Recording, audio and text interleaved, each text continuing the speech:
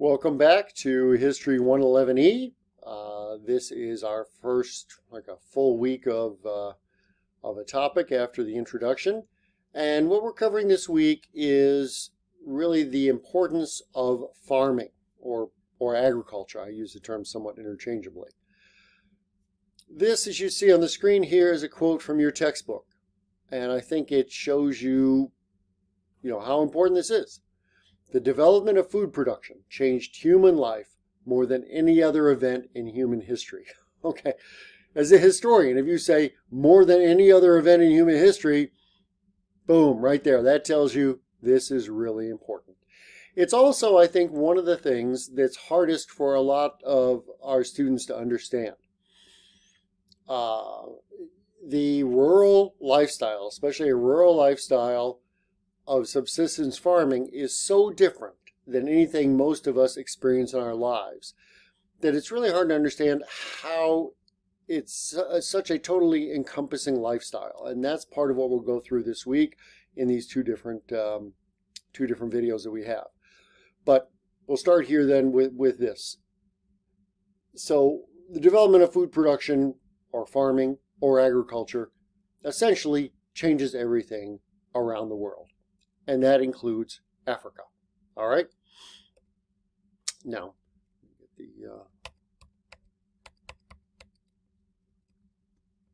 PowerPoint to move here. There we go. The main points from this video that I want you to understand are to appreciate the complexity of African subsistence agricultural systems, and I'll define that in just a minute. To understand the development of agriculture in different ecological zones. We talked last week about ecological zones across the continent. And to understand the social basis of agriculture. That's actually going to be the topic of a second video. I split these up so you don't have too much to watch at one time. All right? Okay, so what do we mean by subsistence? Subsistence means what you do to subsist or to survive. Okay? How do you get the food that you need to eat, right? We're humans, we need to eat, okay? Typically, scholars, anthropologists, and historians have looked at how humans throughout the centuries have developed different ways of getting food, and they're basically grouped into three strategies, starting from the bottom here. What's called gathering and hunting, or sometimes known as foraging, which is pretty much what it sounds like. Hunting animals and gathering wild fruits, vegetables, crops, and so on, things that you can find in nature, okay? It can be efficient. It doesn't take a lot of time. It takes about 20 hours a week, actually, to if you pursue this strategy. But the problem is it only supports small groups in any one sort of ecological area, 40 to 60 people for the most part, okay? So it's not going to support cities, right? I mean, you're not going to do a lot of foraging in Chicago, okay? It's just not enough places to find food. So humans then next developed what's known as pastoralism, which is keeping livestock, especially domesticated livestock. Sheep, goats, cattle, can be camels, whatever it is. Well, there's certain features of pastoralism that that one pursues. One is it's transhuman. Now, I know that sounds like a zombie movie, right? Transhumans. No, it just means you move back and forth, okay? You're not wandering, but you do have to keep moving herds of livestock from one grazing area to another, or one water source to another, right? So once again, not something you can do and have large cities typically. And this supports larger groups than gathering and hunting, but still usually groups up to the low hundreds. And then we have farming or agriculture. And what farming and agriculture gives you is a number of pluses that these other two strategies don't. First off, you can have a settled existence. which means you can have the growth of cities and you can have monuments and things like that we'll talk about, well, mostly next week with ancient Egypt. Secondly, you can produce surplus food that you can store. You can store food from 1 year to the next. Or if you produce a surplus, that means not everybody in your society has to be a farmer. Okay? Third, you get population growth. Assuming good years, and we'll go into that in a minute here, you can support a larger population and a growing population through farming or agriculture. And finally then, if you have that surplus, it leads to specialization. In other words, once again, not everybody in your society has to be a farmer. You can have people, as we'll see once again next week in ancient Egypt, a priestly class, an elite political groups, people like that, okay? Well, like our society, right? I mean, most of us are not producing the food that we eat, right? We go and buy it and we do something else. That's specialization, okay? So we're looking at this once again from the standpoint of subsistence. In other words, what do you do to survive? And we're talking primarily about what scholars would call peasant agriculture. That's where you eat what you grow and you grow what you eat. Right? Now this develops over a long period of time. Your textbook talks about this. By about 18,000 BC, so that's about 20,000 years ago, we see societies that are gathering seeds and tending some plants, but not real farming yet and not real domestication. That doesn't start till about 7,000 BC. And it starts, as we'll see, in different parts of the world with different crops. Then in about 6,000 BC, we have domestic cattle through North Africa. About 5,000 BC, we have domestic sorghum and millet throughout Africa. And then introduction of horses, introduction of camels. By 500 BC to 500 AD, maybe at different times, introduction of bananas and rice. These are Asian crops which will be introduced into Africa and become widespread and very important. And then finally, after 1500 AD, after the European exploration of the Americas, you'll have what are called New World crops. Most importantly for us will be maize, what we call corn, and cassava. And these will be also very widespread and important in African agriculture. All right. Now, African agriculture, especially once again subsistence agriculture, growing food to survive, is different than most of the agriculture that takes place in the United States. And once again, subsistence agriculture is growing what you eat and eating what you grow. That's different than modern cash crop farming. If you drive through central Illinois or Wisconsin or whatever, you're going to see fields of maize or corn and soybeans. Well, you know, those farmers are not eating those crops, right? Okay, they're growing those crops and they're selling them. And then they use the money, obviously, as we do then, to buy food and so on. Well, because they're selling those crops, and that's referred to as a cash crop, they're focused on maximizing their yield, right? Because the more maize or soybeans they grow, the more money they make. Makes sense, right? Okay. Now, you would think that any farmer would want to be interested in maximizing their yield, but that's not the case historically for African subsistence farmers. Their focus has been on minimizing their risk. Because if you focus on maximizing your yield, I don't know if you heard the expression putting all your eggs in one basket. Well, take corn, for example. You may plant, 300 acres of corn. But if it's a dry year, you could get nothing. Okay? Corn in particular is very sensitive to moisture levels, rainfall, and so on. So you could either get a lot or you could get nothing. Well, if you're a subsistence farmer who needs this food to eat, you can't go all or nothing. Okay? The risk is just too great. So you focus on minimizing your risk. How do you do that? Well, first off, you plant a variety of different crops. Okay? So if it's too dry for your maize or your corn, your millet or your sorghum are probably okay. You also grow on different types of land. And you also grow kind of different seasons. one crop that grows, as we'll see, quickly, one crop that grows a little slower, and so on. All designed to minimize your risk, because this is, of course, your livelihood. And you end up with no food, you're in trouble, right? Okay? All right. So we're not talking about maximizing yield per se, but it's about minimizing your risk, but having enough to make it to the next year. Okay. Farming is a complicated thing. And I got to say, nobody knows, of course, who developed this farming and how they figured all this out. And especially in African farming, where for the most part, we're talking about societies that don't have written language. So you're passing all this information on orally. You think there's a lot to read here? Well, imagine just trying to remember it without being able to read it. But factors related to farming risk can be, soil requirements of a certain crop, water requirements of a certain crop, seasonal requirements. When do you plant it? Do you plant it when the rains start? Do you plant it after the rains have been going on? Do you put it in the dry season? When do you do it? The time for a crop to mature. It can be long, it can be short, and so on. The yield, the amount you get from a particular area of land, it depends on, all these factors, plus, of course, the type of crop. The labor requirements. Every crop is a little bit different.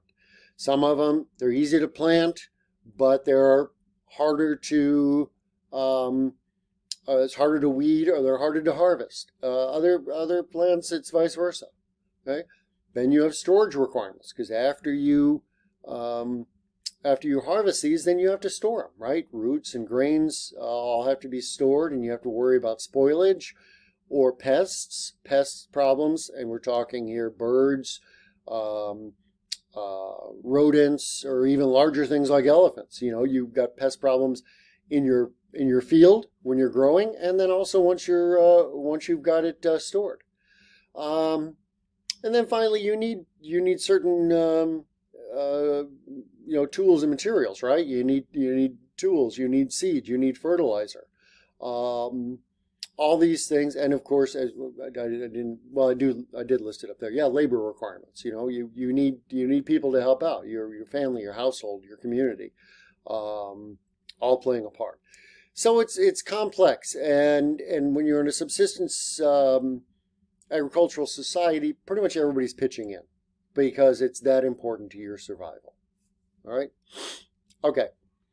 Something I showed you last week here, when looking on the side there with Kano, Nigeria. Most of Africa, there's a few places a little different, but most of Africa, we're talking about a classic rainy season, dry season pattern. And the rainy season then is the agricultural season.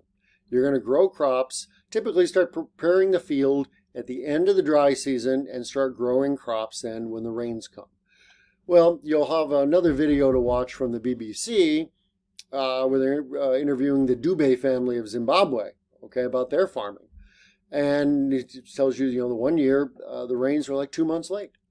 That happens. You have no control over that. But you plan ahead and try to do the best you can. But the rainy season then is the agricultural season. And then typically most crops then, by the time the rains end, they're about ready to harvest. And, you think about it, that's pretty much the same for us, right? You look at when agriculture in Illinois here, right? When do you plant? You plant in mid to late spring, right? Growing season is late spring over the summer, early fall. And then you harvest September, October, depending on what the crop is, right? And that's the rainy season for us too, as you can see on this chart here. So it's sort of the same here. The difference is the rainy season and dry season in tropical Africa is so distinctly, rainy or dry, right? Okay. Ecological zones. Now what we're going to see, and a very important point, is the subsistence strategy that one pursues is going to be determined largely by the ecological zone, right? So hunting and gathering supports a small population. And you might say, well, then why would you do that? Well, because you can do that places that are too dry, for example, to pursue agriculture. Same thing with pastoralism. You can't support as many people, but you can support people on land that doesn't support farming. Okay, so the drier grasslands up in north near the Sahara or in the south around the Kalahari Desert, those are places where people can and still do pursue hunting, gathering, or pastoralism. And same thing with the drier areas of East Africa, the yellow areas that you see in the eastern part of the continent there. All right, it's not till you get into the savanna zone that you start to get agriculture. Right? So we're talking about agriculture in Africa, historically anyway, typically in tropical Africa, where you see the light, medium, and the dark green. However, it's not the same agriculture everywhere. One of the things we're going to see is the crops you can grow in the savanna zone are different than the ones you can grow in the savanna woodlands, are different than the ones you can grow in the rainforest. Every ecological zone is going to have different crops, right? Because just like any other plant, they grow in different sort of environments. Okay? This is the typical savanna grassland. This is actually a picture I took in Tanzania, the savanna grasslands. It's such a typical picture. Actually, a friend of mine used it in his book to illustrate it. You have, well, it looks like downstate Illinois or something, right? Middle of the state. You've got grasslands, some spotted trees here or there, but no major forests or whatever. This is going to be the first zone of agriculture for tropical Africa, the savanna zone. And it's based on rainfall, all right?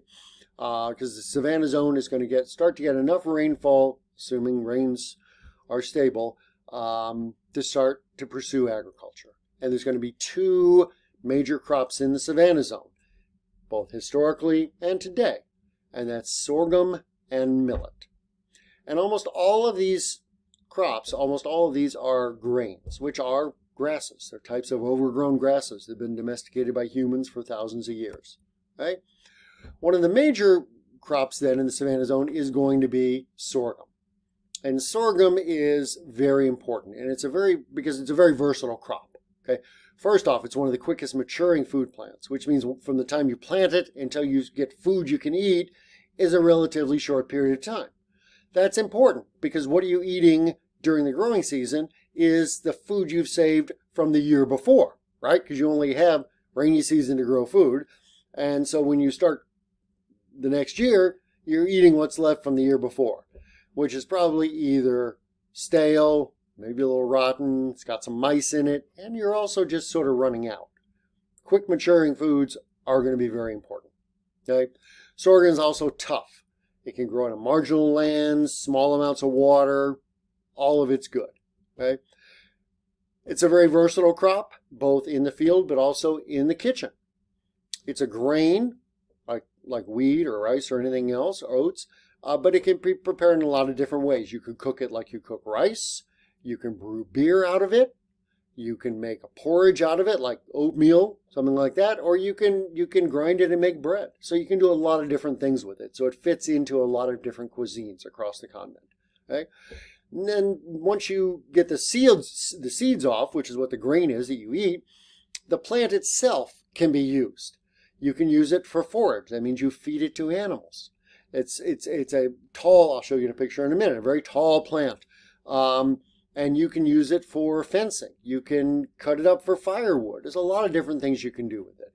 And the stems also produce sugar. I don't know if anybody here is from the southern United States. My dad grew up in Missouri. I know in southern Missouri they grow sorghum. They feed it to livestock. But they also produce sorghum syrup. It's like molasses or maple syrup. So, as I said, very versatile crop in a lot of different ways. It's grown once again in savanna zones across the continent, all the way across, areas of West Africa here, the north, and then all the way down East Africa into Southern Africa and so on. Pretty much everywhere except the tropical rainforest area, okay, which is it's not very adapted to. All right. These are what sorghum seed heads look like. Once again, you're going to take these, your textbook talks about these also. You take these seeds off and then you have the plants, as I said, that you can use for other things. Millet is a similar type of plant. It's a grass and it grows in stalks, kind of, you can see here, kind of like, it looks kind of like corn, although instead of the grain being in ears off the side, it's all at the top right here. And it's a tall plant. I think you can see, if you look down here, this is the top of somebody's head. Okay, so this plant is up 6-7 feet tall. Okay, as corn will be too, actually, by the time it matures in September. Anyway, so these are going to be the two main grasses, the two main grains that we see in the savanna farming systems: sorghum and millet. Okay, I like this picture. A very common way to grow some of these plants is through what's called intercropping, which means you grow two different plants on the same plot of land, usually alternating rows, as you see here. The shorter plants right here, these 3 rows here, are ground nuts. What are ground nuts? Well, it's what we call peanuts. And as we'll get to, those can be a very, very important plant as well. And then the sorghum is right here. It's only a month or 6 weeks or so old. It's not obviously all that high yet, but it will be. There's different reasons to intercrop, including, save on labor, but also some plants have different soil requirements. And you'll have one crop which is, very hard on the soil. Maybe it takes out a lot of nitrogen from the soil. Whereas other crops, like clover is one example, puts nitrogen back into the soil. And so they're compatible in that way. Right? Okay. I like to show this because it emphasizes, I don't know, some of the, how hard some of this is. This is teff. This is a grain grown in Ethiopia, and only really in Ethiopia. If you want to go to the Ethiopian Diamond Restaurant down on Broadway, which I highly recommend, you can get injera bread there made out of teff. But look how small these seeds are. Can you imagine having to harvest and collect these? Okay, and then get enough together to make some bread out of it. I mean, this is a really difficult lifestyle, I gotta say. It really is. Okay, the rainforest area, though, we're looking at different types of crops. Right? Here's an example here. This is what's called a yam. Okay, and your textbook talks about yams. Obviously, these are not the sweet potatoes that we eat at Thanksgiving or something. These are like the size of my thigh. Okay, it's about 1.5 feet, 2 feet long, and one of these will feed a family of 5 or 6 people for at least a meal here. But these are grown in the rainforest area. Rainforests are not good for growing grains, so sorghum, millet, rice, and so corn, not really that good. Rainforests really rely a lot on root crops, and that's what a yam is. It grows in the ground like sweet potatoes or like regular potatoes do. And here's a picture of a yam market, a wholesale market, and you can see stacks of them over there. And I think these are almost all women then working in the market, carrying these basins of yams around. Another important crop in the rainforest area is oil palm. Almost every cuisine, you need some kind of oil, right? Whether if you're in the Mediterranean, it's olive oil, maybe it's canola oil. Obviously, nowadays we produce corn oil, and we have butter, right? If you have livestock. If you have cattle, but in most cases you don't have those in the rainforest area. But you can grow oil palms, which are a type of palm tree that produces nuts that have oil in them. And this is what palm oil looks like. If you know it at all, it's probably as an ingredient in some processed foods. It's supposed to be bad for you, high in saturated fats and that sort of thing. But historically, that's what's made it important for Africans in particular, because it's a kind of fat that doesn't harden that much at room temperatures, and you can use it for cooking. You can use it as a condiment, like you would put butter on bread or butter on mashed potatoes. You use palm oil, And so it's pretty versatile. So once again, let me go back. If you look at the top of the tree, you can see here where these bundles of these fruits grow. And then you can see in this picture when this axe is, somebody's cut down these bundles of fruit, and they're showing you an individual one here. It's about the size of a plum. And you cut it open, and it's got this fruit in it. But instead of being water, it's oil. And you can squeeze it out in a basin of water, and it floats to the top, and you skim it off, or you boil it off, and you can produce palm oil, as has been done in West Africa for thousands of years. Okay. Also palm wine. You have different kinds of palm trees, but if you tap the tree for the sap, like you would tap a maple tree for maple syrup, it's sugary, and you can collect it, and you let it sit for just a couple of 3 days, and it ferments and becomes just slightly alcoholic. So it becomes like wine. The longer you let it sit, the more alcoholic, stronger it becomes. And the fermentation process, you can see at the top of the bottle here, it's kind of bubbly or frothy because fermentation produces bubbles. So people enjoy palm wine. I've had some in Kenya. It looks just like this, and you know, it's kind of sweet, like a sweet white wine or a mead or something like that. Anyway, but it's another product from the forest zone. Okay? Now,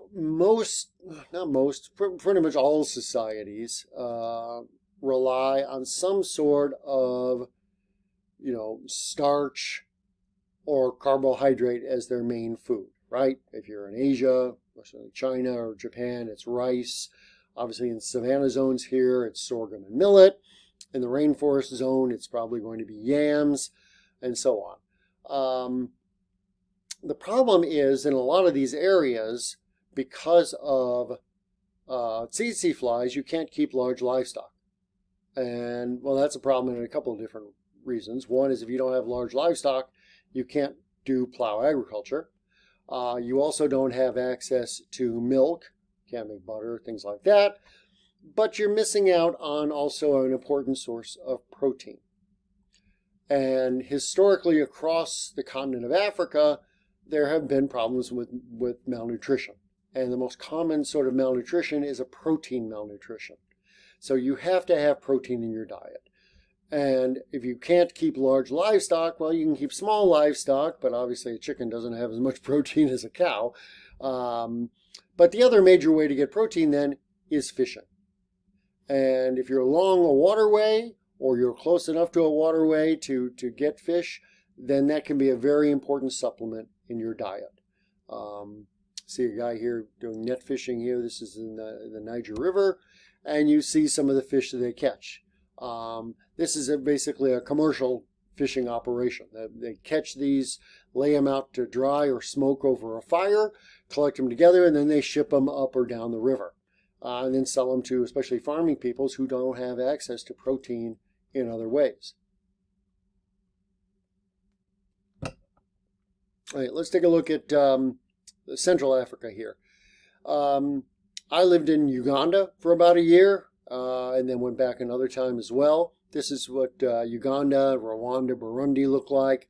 These very lush green hills. You see the red earth. And you see people pursuing agriculture, which is hard on a hill. Okay, it's hard to get crops to grow on a hillside.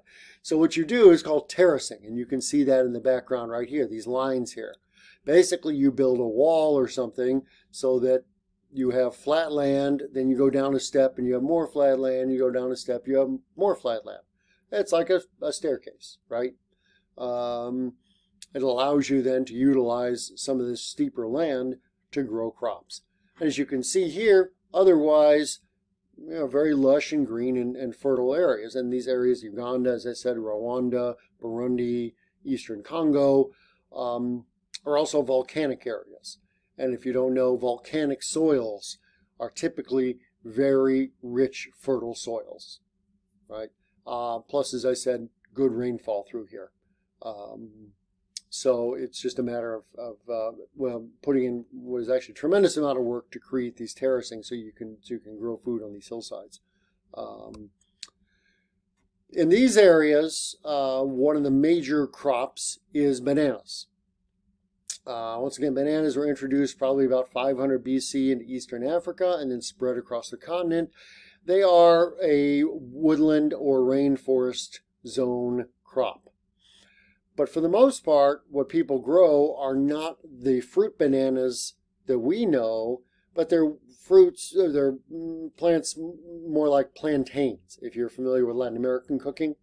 They have plantains. Well, they're a little bit sweet, but it's also a major starch in their diet. I can show you here. Here we go. These are, in Uganda, they would call these matoke, or starchy bananas. And you can fix them in a lot of different ways. You can stew them, you can fry them. Major way they used to cook them where I lived was steam them and mash them. So kind of like mashed potatoes. You would boil or steam them till they get soft, and then you mash them up. And it looks like that. That yellow stuff right there is matoke. So once again, nutrition being an important part of the diet, what we have in matoke, not a lot of nutrition, especially not a lot of protein. So you serve it with other things, right? Got to have a balanced diet. All those things you learn in junior high health class here. In this case, serve it with some sauteed greens.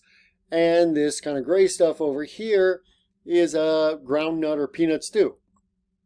I think there's probably some chunks of meat in there, but the peanut stew itself is also just important because the peanuts have a lot of protein. Nuts and beans and so on are a great source of protein, especially if you don't have access to animal protein. Or, of course, if you're vegetarian and don't want to eat animal protein.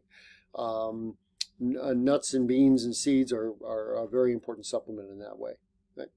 So this is what matoke looks like. You would typically you don't eat it with utensils. You would take a handful of it, a small ball, press your thumb into it, kind of make a little indent, and then scoop up some of the other foods with it, and then pop it in your mouth.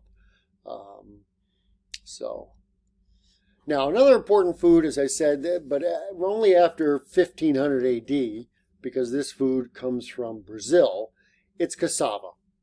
And cassava is the root of a small tree. And in the last 500 years, it has become very widespread across the continent. And it's important in a lot of agricultural systems because it can grow, first off, in almost any kind of soil. Take a look at that soil right there, and you can see it's pretty sandy, and it's very dry. So you see it doesn't hold a lot of moisture there. But cassava being the root of this small tree, you can just plant it, leave it for a few years, and harvest it whenever you need it. Right? Now, there's pluses and minuses to every crop. There's no crop that's perfect. All right, if you get a better yield, then it takes a lot more labor, or vice versa, or whatever.